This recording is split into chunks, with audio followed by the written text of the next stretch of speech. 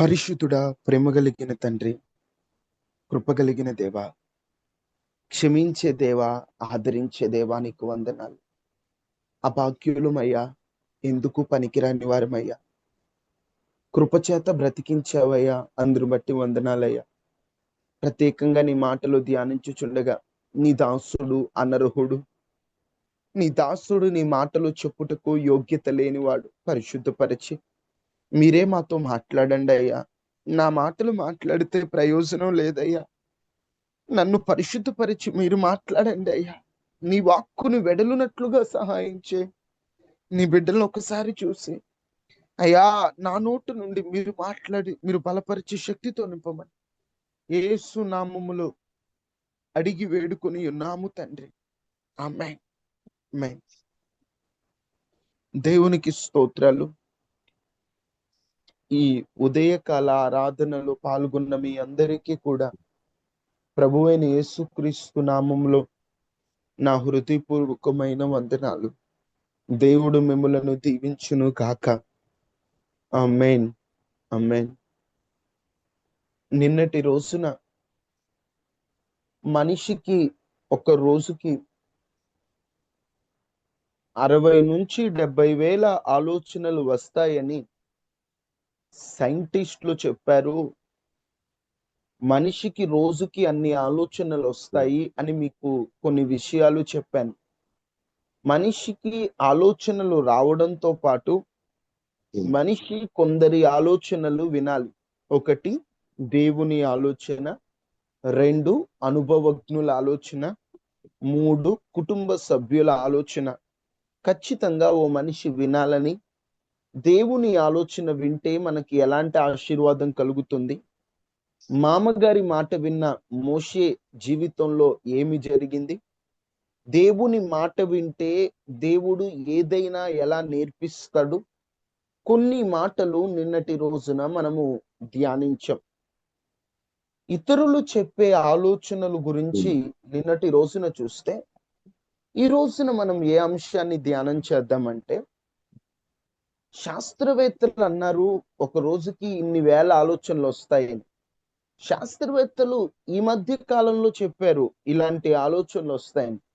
కానీ Bible starting లోనే, ప్రారంభంలోనే చెప్పింది ఈ మాట.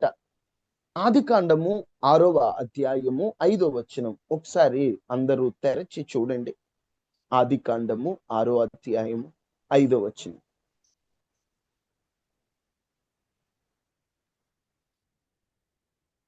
నరుల చెడుతనము భూమి మీద గొప్పదనియు వారి హృదయం యొక్క తలంపులలోని అంతయు ఎల్లప్పుడూ కేవలం చెడ్డదనియు యెహోవా చూచి. తాను భూమి మీద చాలమ్మా. రోజుకి 60,000 నుంచి 70,000 ఆలోచనలు ఒక మనిషికి వస్తే 90% రిపీటెడ్ ఆలోచనలు.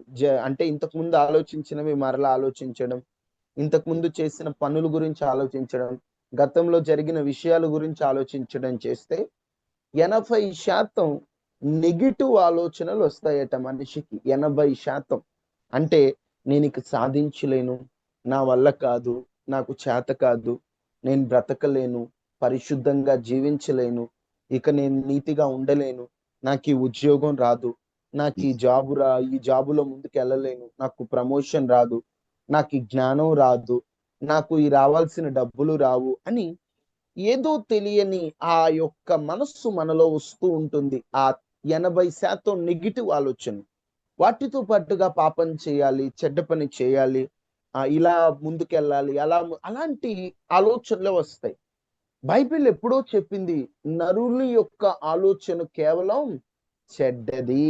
నరుని యొక్క ఆలోచనలు, వారి హృదయంలో వస్తున్న తలంపులు, ఊహ అంతా కేవలం చెడ్డదట. నిజమేనండి. మనుషుని ఆలోచనలు, ఊహలు అంతా చెడిపోయాయి. మనుషుడి ఆలోచనలు పాడైపోయాయి. ఇప్పుడు మన ఆలోచనలు పాడైపోయాయి అని మనం మౌనంగా ఉంటే, ఆలోచనే క్రియగా మారే అవకాశం ఉంది. నీ తలంపులు కేవలం చెడ్డ వస్తాయి అని నువ్వు సైలెంట్ గా ఉన్నావంటే, ఆ చెడ్డ తలంపులు కాస్త క్రియలాగా మారి నీ జీవితానికి నాశనం తీసుకొస్తాయి. ఒక దైవజనుడు ఒక మాట అంటాడు, నీ తలంపులు చెడితే తలవంపులే మిగులుతాయి అంటాడు. నిజమే కదా. మన తలంపులు చెడిపోతే చివరికి తలవంపులు తీసుకొస్తాయి. తలవంపులు అంటే తలెత్తుకొని తిరగలేని పరిస్థితి. మన తలంపులను మనం అదుపులో పెట్టుకోగలిగితే, మన తలంపులను మనం జాగ్రత్తగా, మన ఆలోచనలు ఇవన్నీ కూడా మనము శ్రద్ధగా వాటిని అదుపులో పెట్టుటకు ప్రారంభిస్తే మన జీవితంలో ఆశీర్వాదాలు వస్తాయి. నా జీవితంలో నాకు ఎటువంటి చెడ్డ తలంపులు రాలేదు, నేను ఏ చెడు ఆలోచన ఎప్పుడు ఆలోచించలేదు అని ఎవరైనా చెబితే వారికంటే అబద్ధికుడు ఇంకొకడు లేడు. సాతానే బెత్తరపోయి బెల్లేసుకుంటాడు, ఎవడ్రా బాబు ఈడని. ఎందుకంటే ప్రతి మనిషి తన ఆలోచనలో ఎప్పుడో ఒకసారి చెడ్డ ఆలోచనలు వస్తూ ఉంటాయి. అలా అని చెప్పి చెడ్డ ఆలోచనలు మనిషి అంటే వస్తాయి అని చెప్పి పాపం చేయాలని కాదు. ఒక దైవజనుడు ఒక మాట అంటాడని నేను మీతో చాలా సార్లు చెప్తూ ఉంటాను. నా తల మీద పక్షులు ఎగరడాన్ని నేను ఆపలేను, కానీ గూడు కట్టుకోకుండా ఆపగలను అంటాడు ఆయన. అంటే చెడు ఆలోచనలు రాకుండా నేను ఆపలేను, వస్తుంటాయి, కానీ వాటిని ఉండనివ్వను. వెంటనే ఆ చెడు ఆలోచనలో నుండి బయటపడతాను, ఆ చెడు తలంపులలో నుండి బయటకు వచ్చేస్తాను, వాటిని ఎక్కువసేపు నా మైండ్ లో ఉండనివ్వను అంటాడు. ఈరోజు మన ఆలోచనలు చెడిపోవడానికి చాలా కారణాలు ఉన్నాయి. మన ఆలోచనలు పాడైపోతున్నాయి. మన ఆలోచనలు చెడిపోవడానికి మొదటి కారణం యోహాను సువార్త 13వ అధ్యాయము 2వ వచనం ఒకసారి చూడండి. మన ఆలోచన పాడైపోవడానికి, మన తలంపులు చెడిపోవడానికి మొదటి కారణం యోహాను సువార్త 13:2.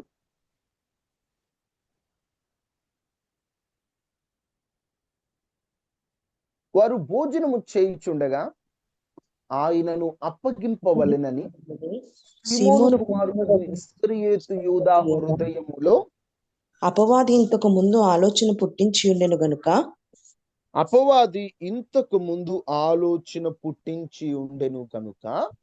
తండ్రి తన చేతికి సమస్తము అప్పగించిననియు. ఇక చాలమ్మా, ఇక్కడ మీరు గమనిస్తే 12 మంది శిష్యులు ఉన్నారు యేసు ప్రభు వారికి. 12 మంది శిష్యులలో యేసు ప్రభుని అమ్మివేసింది ఇస్కరియోతు యూదా. ఇస్కరియోతు యూదాని ఎందుకు అమ్మేశాడు? మిగతా వాళ్ళు ఎందుకు అమ్మేయలేదు, ఇస్కరియోతు యూదాని ఎందుకు అమ్మేశాడు? ఇస్కరియోతు యూదా నిజం చెప్పాలంటే యేసుక్రీస్తు ప్రభు శిష్యులు అందరూ ఇస్కరియోతు యూదా, ఒక మత్తయి, కొంతమంది ఒక ఇద్దరు ముగ్గురు తప్ప మిగతా వారందరూ కూడా చదువు లేనోళ్ళే. ఈ ఇస్కరియోతు యూదాకి చదువు ఉంది, చదువుతో పాటుగా జ్ఞానం ఉంది, జ్ఞానముతో పాటుగా పలుకుబడి ఉంది. ఇప్పుడు ఇటువంటి వ్యక్తి దేవుని సేవ గనక చేస్తే ఎంత బాగా సేవ చేస్తాడంటే, ఒక మాటలో మీతో చెప్పాలంటే అద్భుతమైన సేవ చేస్తాడు. ఎందుకంటే ఇతనికి చదువు ఉంది, పలుకుబడి ఉంది, జ్ఞానం ఉంది, మంచి మాట్లాడగలిగిన నేర్పరితనం ఉంది. ఇలాంటోడు గనక దేవుని పరిచర్య చేస్తే అసలు ఎలా జరిగిద్దంటే పరిచర్య ఎక్సలెంట్ పరిచర్య. చదువు లేనోళ్ళు చేసిన అద్భుతమైన పరిచర్య జరిగింది. కానీ చదువుకున్నోళ్ళు చేయడం వల్ల కాస్త రాత ద్వారా కానీ లేదా ఇంకొక ద్వారా కానీ, ఇప్పుడు పౌలు గారు ఉన్నారు, పత్రికలు రాశాడు. పేతురు గారు ఉన్నారు, ఆయన పత్రికలట లూకా గారి ద్వారా, మార్కు గారి ద్వారా రాయించేవాడట. ఎందుకంటే తనకు చదువు లేకపోవడం వల్ల. ఇప్పుడు ఇస్కరియోతు యూదాకి చదువు ఉంది, ఇంత మంచి జ్ఞానము కలిగిన వాడు దేవుని పని చేస్తే అద్భుతంగా చేయగలుగుతాడు.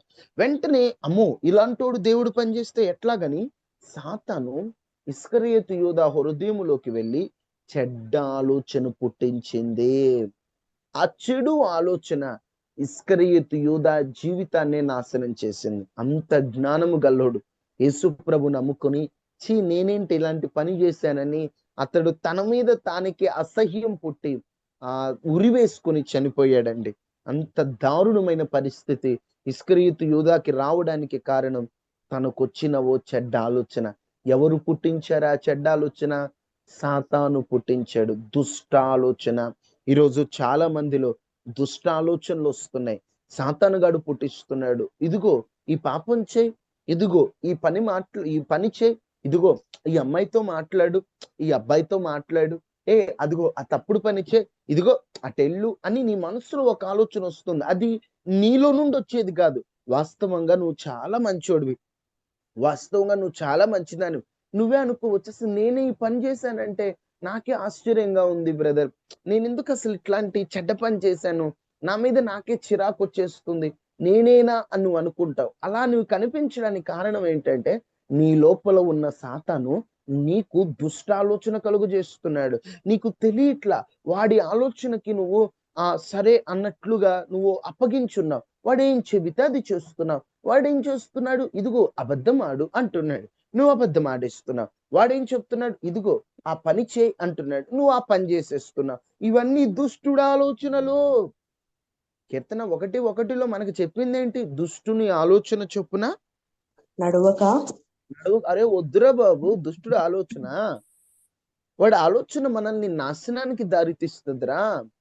వాడి ఆలోచన వింటే నువ్వు పొట్టు వలె మారిపోతావు. నువ్వు చెట్టు వలె ఉండాలి స్థిరంగా.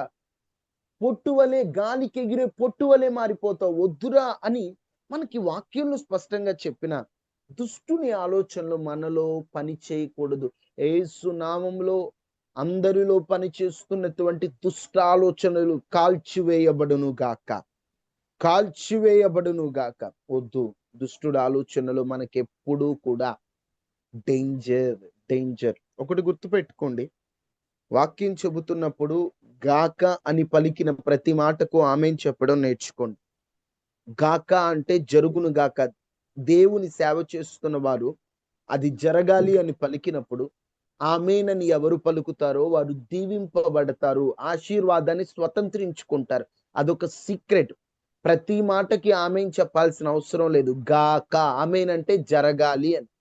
ఇప్పుడు నేనన్నాను దుష్ట ఆలోచనలు తొలగిపోవును గాక అంటే మీరందరూ మౌనంగా ఉన్నారనుకోండి, వాడి ఆలోచనలు దగ్గర పెట్టుకుందామనా? ఆమేన్ అని పలకాలి, ఉజ్జీవంగా ఉత్సాహంగా వినాలి. దేవుని మాటలంటే శ్రద్ధ ఉండాలి. ఈరోజు దేవుడు నాతో ఏ కోణంలో మాట్లాడతాడని ఆశ కలిగి ఉండాలి. ప్రతిరోజు ఓ నూతన కోణంలో చెప్పాలని మా ప్రయత్నం మేము చేస్తున్నాం. చెప్పిన వర్తమానం చెప్పకూడదు, కొత్త కొత్త వర్తమానాలు చెప్పాలి. మాకున్నటువంటి హడావిడిలో ఏదో ప్రభువు ఇచ్చిన ఆలోచన ప్రకారం చిన్న చిన్న వర్తమానాలు మీకు తెలియచేస్తున్నప్పుడు శ్రద్ధగా వినాలి. ఎంతమంది నోట్సులు పెట్టి రాసుకుంటున్నారు? నేను చదవచ్చు కదా. రాసుకున్నానండి.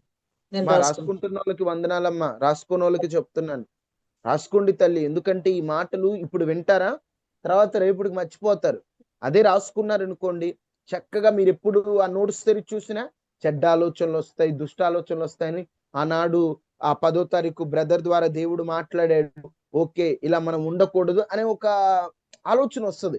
లేకపోతే ఆ నోట్స్ లో ఉన్న పేపర్లో అవి చూసిన వెంటనే సబ్జెక్ట్ అంతా గుర్తొస్తుంది.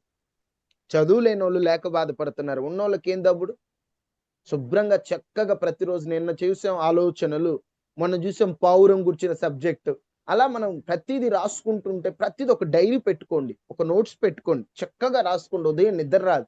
మీరు ఏమి రాసుకోకుండా ఓరకట్టు కూర్చుంటే మీరు వెంటనే ఉంటారు, నిద్రపోతూనే ఉంటారు. ఎందుకంటే ఈ సమయం చాలా విలువైంది. నిద్రకి విలువైందే. ఆ నిద్ర మంచిగా నిద్ర పట్టేది ఈ టైం. ఈ టైంలో మనం లేచున్నాం కాబట్టి ఖచ్చితంగా కూర్చుంటే నిద్ర వస్తుంది, ముఖం కడుక్కుంటే నిద్ర వస్తుంది. ఎంతమంది నిద్రపోతున్నారో మహాతల్లులు, మీకు వందనాలమ్మా. మెలకుగా ఉండండి, మెలకుగా ఉండి వాక్యం చక్కగా రాసుకోవడం. ఫోన్లో బైబిల్ తెరవడం కంటే వీలైనంత వరకు అవకాశం ఉంటే నార్మల్ బైబిల్ తెరిచి ప్రతి మాటను చూస్తూ, ఓన్లీ వాక్యం చదివే వాళ్ళు మాత్రమే కాదు బైబిల్ తెరవాల్సింది, అందరూ బైబిల్ తెరుస్తూ ప్రతి మాటను రాసుకుంటూ, నీ మనసుకు నచ్చిన మాట, నీకు అవసరమైన మాట రాసుకుంటూ, ప్రతిది ఒక బుక్ ఉండాలి, ఒక నోట్స్ ఉండాలి. ప్రభు చిత్తం అయితే మీరందరూ ఆల్మోస్ట్ 90% అందరు యూత్ మీటింగ్కి వస్తారు. ఈసారి 100% రావాలని యూత్ మీటింగ్ వచ్చినప్పుడు మీ నోట్స్లు తీసుకురండి. ఎవరెంత బాగా రాశారో చూసి ఎవరి నోట్స్ బాగుందంటే వారికి బహుమానం కూడా ఇస్తాను యూత్ మీటింగ్ లో నేను. ఎందుకంటే మీరు బలపడాలి, మీరు ప్రభువులో నిలబడాలి, వాక్యం నేర్చుకోవాలి. వాక్యం మనలో లేకపోవడం వల్లేనండి మనం ఈ రోజున సాతానుకు అవకాశం ఇస్తున్నాం. ఎవరి హృదయములో వాక్యం ఉండదో వారు అపవాదికి బానిసలు అయిపోతుంటారు, అపవాదికి లోబడుతూ ఉంటారు. చాలా మంది అనుకుంటాను, నేను ఇంత ప్రేయర్కి వెళ్తున్నాను కానీ నాకు పాపపు ఆలోచనలు ఎక్కువ వచ్చేస్తున్నాయి, నేను పాపం చేసేస్తున్నాను అనుకుంటే నువ్వు ప్రేయర్కి వెళ్తున్నావు, కానీ వాక్యం నీ మనసులో లేదు. నువ్వు వాక్యం నీ మనసులో పెట్టుకున్నావంటే ఆటోమేటిక్ గా పాపం నీ మనసులో నుండి పోతది. వాక్యం అనే వెలుగు వస్తే పాపం అనే చీకటి ఆటోమేటిక్ గా పారిపోద్ది. ఇప్పుడు వెలుగు వచ్చింది అనుకో, నేను వచ్చాను వెళ్ళని చీకటికి చెప్పాలా? హలో చీకటే, నేను వచ్చేసాను నువ్వు వెళ్ళిపో అని చెప్పాలా? వెలుగు వస్తే చీకటి పారిపోతాను. చీకటి వెళ్ళిపోద్ది. ఇప్పుడు నీ హృదయంలో నువ్వు అనుకుంటావు, బ్రదర్ నాకు ఎక్కువ పాపం ఆలోచనలు వచ్చేస్తున్నాయి, నేను పాపపు తలంపులో పడిపోతున్నాను, పాపం నాకు వచ్చేస్తుంది, నా మీద నాకు చిరాకు అనిపిస్తుంది, సరిగ్గా ప్రేయర్ చేసుకోలేకపోతున్నాను, సరిగ్గా బైబిల్ చదువుకోలేకపోతున్నాను, నాకు ఎందుకు ఈ ఆలోచనలు వచ్చేస్తున్నాయి అని నువ్వు బాధపడుతున్నావు. నువ్వేం చేయాలంటే వాక్యానికి ఎక్కువ ప్రాధాన్యత, వాక్యం నేర్చుకోవడం. వాక్యం నీ మనసులోకి వెళ్ళిపోయింది అనుకో, వెంటనే ఆ పాపపు ఆలోచన వచ్చినా ఈ వాక్యము ఆలోచనను కాల్చేస్తుంది. ఈ వాక్య పని వెలుగులో నీ జీవితం సరిచేయబడాలి. దుష్టుని ఆలోచన చాలా ఉన్నాయి తల్లి, అవకాశం ఇవ్వద్దమ్మా. దుష్టుడు ఎన్నో చెప్తుంటాడు. ఒక తండ్రి వచ్చి చెప్తున్నాడు, అయ్యా నా పిల్లల కోసం ప్రార్థన చేయి, నా పిల్లలు ఇద్దరూ కూడా చేయరాని కార్యాలు చేస్తున్నారయ్యా, వాళ్ళ అలంతోలు కాదయ్యా, వాడికి దుష్టుడు ఆలోచనలు ఇస్తున్నాడు, దుష్టుడు ఆలోచన చెప్పు నా పిల్లలు నడుచుకుంటున్నారయ్యా, వాళ్ళ ఆలోచన దుష్టుడు ఆలోచన ఇవ్వడం వల్ల వాళ్ళ జీవితాలు పాడైపోయినాయి అయ్యా, నా పిల్లలకు ఉద్యోగాలు లేవు, పెళ్లిళ్ళు కావట్లేదు, నా పిల్లలు తాగుబోతులు అయ్యారు, మా పిల్లలు చెడ్డోళ్ళని ఊరంతా తెలిసిపోయింది, ఎవరు నా పిల్లల్ని చేసుకోవడానికి ముందుకు రావట్లేదని ఏడుస్తున్న తల్లులు తండ్రులు ఎంతమంది ఉన్నారు. ఎందుకు ఇస్తున్నారు దుష్టుని ఆలోచనకి? ఎందుకు అవకాశం వస్తుంది? ఒకసారి నువ్వే స్వపరీక్ష చేసుకో. ఒకటి, మనకి ఆలోచనలు చెడిపోవడానికి ఒకటి దుష్టుడు కారణం. రెండవది ఏంటంటే పేతురు రాసిన 2వ పత్రిక 2:14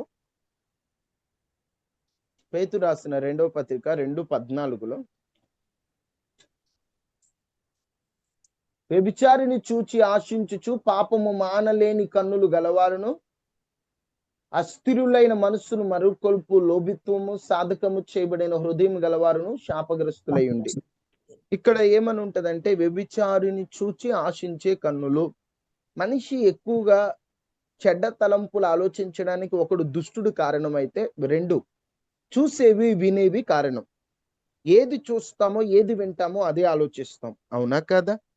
నేను మంచివి చూశానంటే మంచివి ఆలోచిస్తాను, పనికి మాలినవి చూశానంటే నా ఆలోచనలన్నీ వాటికి సంబంధించినవే ఉంటాయి. చాలా మంది అంటారు సినిమాలు చూడొద్దని ఎవరు చెప్పారు బ్రదర్? అవి చూడొద్దని ఎవరు చెప్పారంటే, బాబు ఎవరు చెప్పారని కాదు నాయన, బైబుల్ స్పష్టంగా చెప్పింది వ్యర్థమైన వాటిని చూడొద్దు. సినిమాలు చూడడం ద్వారా నీకు ఉపయోగం ఏమిటి? అందులో ఉన్న పాపం నీ మనసులోకి వచ్చేస్తుంది కదా. కొంతమంది అంటారు, బ్రదర్ అలా కాదు, నేను మంచే తీసుకుంటా, చెడును వదిలేస్తాను బ్రదర్ అంటే, నేనంటాను మురికి నీళ్ళు ఉన్నాయి తల్లి, మురికి నీటిలో మంచి నీళ్లు పోసావు, ఆ మురికి నీళ్ళలో మంచి నీళ్లు కలిపాక ఆ మురికి నీటి నుంచి మంచి నీటిని వేరు చేయడం అవుతుందమ్మా? కాదు. అవుతుందని చెబితే శాస్త్రవేత్తలు మీ ఇంటి ముందు వచ్చి నిలబడతారు. ఎందుకంటే మన దేశంలో మంచినీళ్ళు దొరకట్లా, ఉప్పు నీరుంది, కావాల్సినంత నీరు ఉంది, కానీ తాగడానికి నీరు లేదు. ఎందుకంటే కొన్ని కలిసిపోయాక వాటిలో నుండి వేరు చేసుకోవడం కష్టం. ఈరోజు సినిమాలు చూసి నేను మంచిగా తీసుకుంటానంటే నువ్వు తెలియని విషయం ఏంటంటే నీ మనసు మంచి తీసుకోవద్దు, చెడు తీసుకుంటుంది. ఒకప్పటి కాలంలో మంచి సినిమాలు వచ్చాయి, ఆ సినిమాలు చూసి బాగుపడిన వారు ఎంతమంది ఉన్నారు? సినిమాల వల్ల నేను బాగుపడ్డాను, నీకు అర్థం అవడానికి చెప్తానండి, తప్పుగా అనుకోవద్దు. ఒకప్పుడు ఒక సినిమా వచ్చింది, ఆ సినిమాలో ఆ హీరో చెబుతాడు, మీరు ఒక ముగ్గురికి సాయం చేయండి, ముగ్గురికి సాయం చేయండి అని సాయం గురించి ఓ తెగ చెప్పాడు. అందరికి సాయం చేయమని మంచి కాన్సెప్ట్ చూపించాడు. ఆ సినిమా చూసి మేము అందరికి సాయం చేసే అన్నోడు ఎవడన్నా ఉన్నాడా? ఉండడు. ఎందుకంటే మంచి తీసుకోదు మనస్సు. పలానా సినిమాలు ఉన్నాయి, కొన్ని సినిమాలు ఉన్నాయి, వాటిని చూసి పాడైపోయిన వాళ్ళు ఉన్నారా? బోలెడు మంది ఉన్నారు, ఒక్కళ్ళిద్దరు కాదు, బోలెడు మంది ఉన్నారు. సినిమాలు చూసి బాగుపడిన వారు ఎవరు కానరారు, కానీ చెడిపోయిన వారు మాత్రం కోకొల్లలు ఉన్నారు. అప్పుడు నువ్వు ఏది చూస్తున్నావు, ఏది వింటున్నావు, నీ మైండ్ అదే ఆలోచిస్తుంది. కొంతమంది నా మైండ్ చెడిపోయింది, ఎందుకు చెడిపోతుంది? నువ్వు చూసేవి ఎట్లున్నాయి, ఏం చూస్తున్నావు, నువ్వు ఏం వింటున్నావు, ఎలాంటి వార్తలు ఎలాంటి మాటలు వింటున్నావు? పనికి మాలిన మాటలన్నీ వింటే నీ ఆలోచన పనికి మాలినవి రావా? ఏది చూస్తే ఆ ప్రభావం మన మీద పడదా? నేను ఎప్పుడు మీతో అంటుంటాను, లోతు సొదొమ పట్టణాన్ని చూసినప్పుడు అది యెహోవా తోటలా కనిపించింది ఆయనకి. బాగుందిలే అనుకొని వెళ్ళాడు. అక్కడి నుండి బయటపడ్డాడు కూతుర్లతో. కూతుర్లు చేయరాని కార్యం చేయడానికి ముఖ్య కారణం సొదొమలో వాళ్ళు చూడబట్టే. ఈ భూమి మీద ఏ పురుషుడు లేడు నాన్న. ఎందుకుండడు? బయటకు వస్తూ ఉంటారు. తండ్రి నిద్రపోతుంటే తండ్రి మీద పాపం చేస్తారు. చాలా మంది బైబిల్ పాపం జరిగింది, తండ్రి కూతురుతో పాపం చేశాడని. దేవుడు దానికి సపోర్ట్ చేయలా. వాళ్ళు చేయరాని కార్యాన్ని చేశారు. బైబిల్లో జరిగిన చరిత్ర రాయబడింది. ఆ చరిత్రలో లోతు కుమార్తెల పాపం ఒకటి. వారు లోతు నిద్రమత్తులో ఉన్నప్పుడు ఆ వాళ్ళ నాన్న తాపించి పడుకోబెట్టి కూతుర్లు పాపం చేశారు. దేవుడు వాళ్ళని శపించాడు. అందుకే అమ్మోనీయులు మోయాబీయులు శపించబడడానికి కారణం లోతు కుమార్తెలు చేసిన పాపమే. వాళ్ళంత దారుణమైన పాపం చేయడానికి కారణం ముందు ఎక్కడి నుంచి వచ్చారు? వాళ్ళు సొదొమ గొమొరా నుంచి వచ్చారు. సొదొమ గొమొరా ఎలాంటిది? వరస వాయువులు లేని పాపం చేశారు. అక్కడి నుండి వచ్చారు. అవి చూశారు. ఏమైంది? అయ్యే చేశారు. తల్లులారా, మీ పిల్లలు జాగ్రత్త. ఏం చూస్తున్నారో ఒకసారి పరిశీలించండి. ఏది చూస్తామో అది ఆలోచిస్తాం, ఏది వింటామో అదే ఆలోచిస్తాం. చూసేవి వినేవి మనల్ని ప్రభావితం చేస్తాయి. ఏం చూస్తున్నామమ్మా? ఎలాంటి మాటలు వింటున్నారమ్మా? బలపరిచే మాటలు, మండించే మాటలు, దేవుని కొరకు నిలబెట్టే మాటలు, విశ్వాసంలో లోతుకు తీసుకెళ్లే మాటలు వింటున్నావా? అది కాకుండా ఏది పడితే అది మన ఇష్టం, ఏది అనిపిస్తే అది మనం ఎలాంటివి పడితే అలాంటివి వెంటనే ఉంటాం. అసలు ఏమంటున్నారు? యూట్యూబ్ వచ్చిన దగ్గర నుంచి పనికి మాలే వింటం ఎక్కువ. అదిగో పలానా హీరో ఆ ఇంట్లో అట్లా జరిగింది తెలుసా అంటాడు. వెంటనే 20 నిమిషాల వీడియో ఆపకుండా వినేస్తాం. మొన్న ఒక సినిమాను సీరియల్లో ఎవరో యాక్టర్ మా ఫ్రిడ్జ్ లో ఏముందో తెలుసా అని ఒక వీడియో పెట్టారు. మా ఫ్రిడ్జ్ లో ఏముందో తెలుసు అంటే దానికండి 2 మిలియన్ వ్యూస్, 20 లక్షల మంది చూసారండి. వాళ్ళు ఫ్రిడ్జ్ లో ఏముందో తెలుసుకోవడానికి వీళ్ళకి ఆతృత ఎక్కువ. ఏముంటాయి ఫ్రిడ్జ్ లో? మా అయితే రాత్రి వండిన కూర, లేకపోతే కాయలు, లేకపోతే చాక్లెట్లు, అంతే కదా. కానీ ఆ వీడియో ఎంతమంది చూశారు? మనిషికి ఏవి చూడాలి, ఏ వినాలని తాపత్రయం ఒకసారి ఆలోచించండి. ఏవి పనికి మాలిన వినాలి, ఉపయోగం లేని వినాలి. ఎందుకు? వాళ్ళ ఫ్రిడ్జ్ లో ఏముంటాయి మనకెందుకు? ఈరోజు ఈ వార్తలు ఎక్కువ. యూట్యూబ్ ఆన్ చేస్తే చాలు అవి ఎక్కువ. మా ఇల్లు ఎలా ఉందో చూస్తారా? ఇల్లు ఎలా ఉంటది? హోమ్ టూర్ అని ఒకటి పెడతారు. యూట్యూబ్ చూసే వాళ్ళకి బాగా తెలుసు. ఫలానా హీరో హోమ్ టూర్, ఫలానా రాజకీయ నాయకుడు హోమ్ టూర్ అని. హోమ్ టూర్ అంటే అసలు మిలియన్ మీద మిలియన్. వాళ్ళ ఇంట్లో ఏముందో చూడాలా, వాళ్ళ ఫ్రిడ్జ్ లో ఏముందో చూడాలా, వాళ్ళ ఇంట్లో ఏం జరుగుతుందో తెలియాలా. వీటిని ఎక్కువ చూస్తే ఏమొస్తాయి ఆలోచనలు?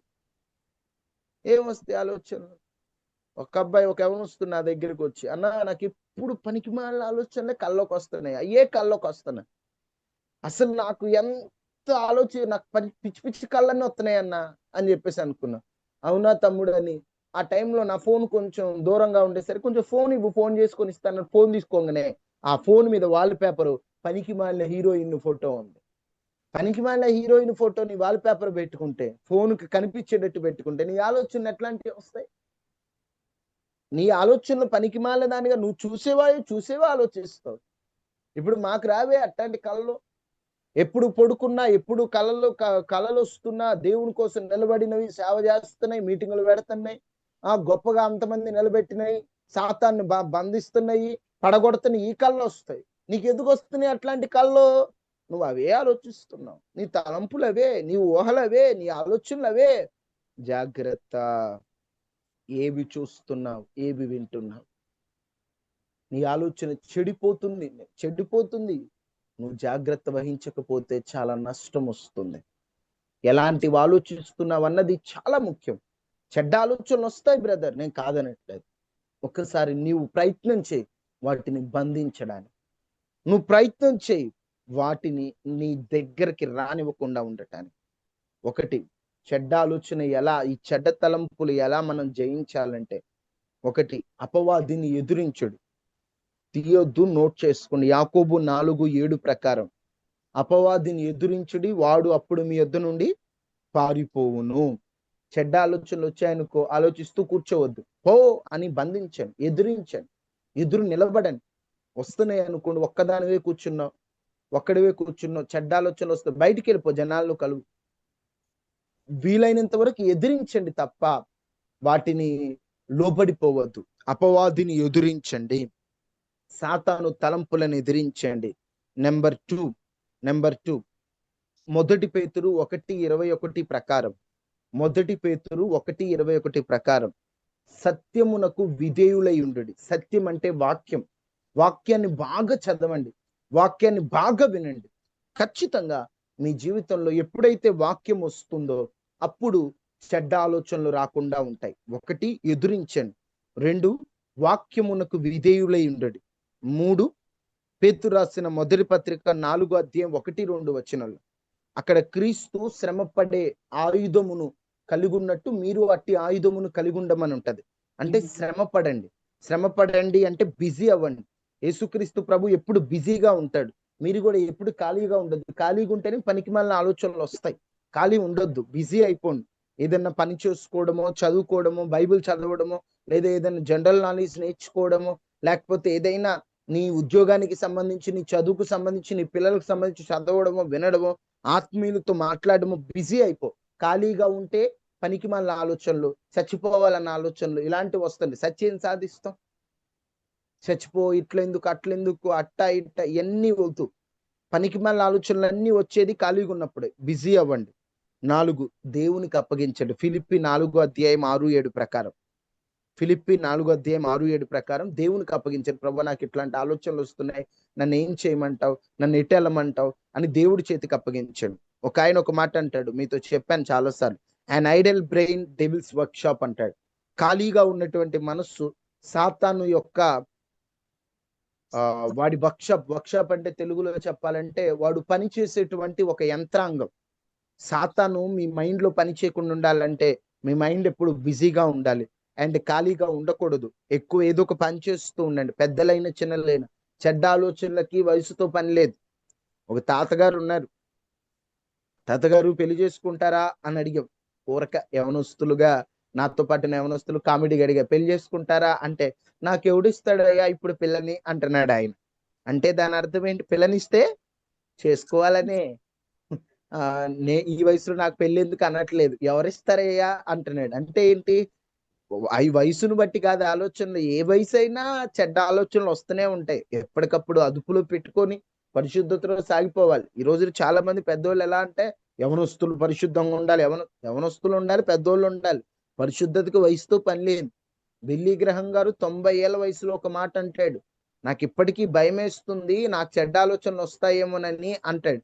ఆయన చచ్చిపోయేంత వరకు తన భార్యతో తప్ప వేరే మహిళతో ఆయన ఎప్పుడు ప్రయాణం చేయలేదంట. పక్కన కూర్చోబెట్టుకొని తన భార్యతో తప్ప, ఎవరైనా తెలియని వాళ్ళు పక్కన కూర్చుకుంటే తప్ప కావాలని వేరే వాళ్ళు, విశ్వాసులు లేకపోతే పరిచయమైన వేరే మహిళతో ఆయన ప్రయాణం చేయలేదట. తన భార్యతో, తల్లితో, వాళ్ళ కుటుంబ సభ్యులతో తప్ప. ఎంత తీర్మానము, ఎంత ప్రతిష్టో. చెడ్డ ఆలోచనలు రాకుండా మనల్ని మనం ముందుకు నెట్టుకోవాలి. మనం ఏం చేస్తున్నాం అంటే వస్తూనే ఉంటాయి. నీ ప్రయత్నం నువ్వు చేయి. ప్రయత్నంలో మొదట్లో కాస్త విఫలం అవ్వచ్చు, తర్వాత అయినా ప్రయత్నం చేయి. నా దేవుడు విజయ బాటలో నిన్ను నడిపించును గాక. ఆమేన్. చెడ్డ తలంపులు, చెడ్డ ఆలోచనలు రాకుండా దేవుడు ఆ శక్తిని మనకందరికి అనుగ్రహించును గాక. ఆమేన్. ఆమేన్. అందరూ తలలు వంచండి, ప్రార్థన చేసుకుందాం.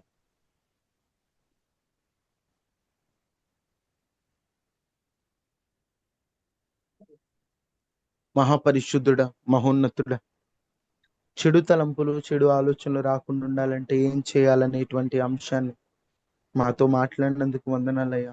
మాలో చెడు తలంపులు ఎక్కువైపోతున్నాయి దేవా. మేము వాటిని ఎలా అదుపులో పెట్టుకోవాలో, ఎవరి ద్వారా వస్తాయో కూడా మీరు మాతో మాట్లాడారు. ఏం చేయాలో, రాకుండా ఉండాలంటే ఏం చేయాలో కూడా చెప్పారు. ఇంత స్పష్టంగా మాకు చెప్పాక కూడా మేము మమ్మల్ని బాగు చేసుకోకుండా ఉండకూడదు. మమ్మల్ని పరిశుద్ధపరచుకొని మా జీవితాన్ని ముందుకు కొనసాగించినట్లు సహాయం చేయమని, మేము నడుస్తున్న ప్రయాణాల్లో మా బ్రతుకుల్లో మీరు తోడుగా ఉండండి. కన్నీటిని తొడవండి, ఇబ్బందులు తొలగించి సహాయకునిగా మీరు ఉండండి. సహాయం చేయండి. కన్నీటిని తుడిచేవాడు నీవే, ఇబ్బందులు తొలగించేవాడవు నీవే, సహాయం చేయగలిగిన వాడవు నీవే. మేమేం చేస్తున్నావో నాకు అయ్యా, మమ్మల్ని మీరు ఎరిగిన వారయ్యా. మమ్మల్ని నడిపించండి అయ్యా. మా చేతి పనుల్లో, ప్రయాణాల్లో తోడుగా ఉండండి. ఈరోజు ప్రతి పనిలో విజయాన్ని ఇవ్వండి. ప్రతి కార్యక్రమంలో అయ్యా, మేము చేస్తున్న ప్రతి పనిలో మీరు అద్భుతమైన విజయాన్ని ఇవ్వండి. అయ్యా తండ్రి ఆదివారం ఆరాధనలు ఘనంగా జరిగించండి. ప్రతి ఇంటి చుట్టూ కంచి వేయండి. వైరస్ల అనారోగ్యాల ప్రమాదాలు తప్పించి క్షేమాన్నిచ్చి భద్రతనిచ్చి బాహు చాపమని యేసు నామములో అడిగి వేడుకుంటున్నాము తండ్రి. ఆమేన్. తండ్రి అయిన దేవుని ప్రేమ, కుమారుడైన యేసుక్రీస్తు వారి పరిశుద్ధాత్మ అన్యోన్య సహవాసం మనకి మన కుటుంబాలకి ఎల్లప్పుడు ప్రభు కృప తోడైండును గాక. ఆమేన్. ఆమేన్. వందనాలయ్యా. వందనాలమ్మా. అందరికీ వందనాలమ్మా. అమ్మా వందనాలమ్మా. వందనాలమ్మా. అందరికీ వందనాలండి.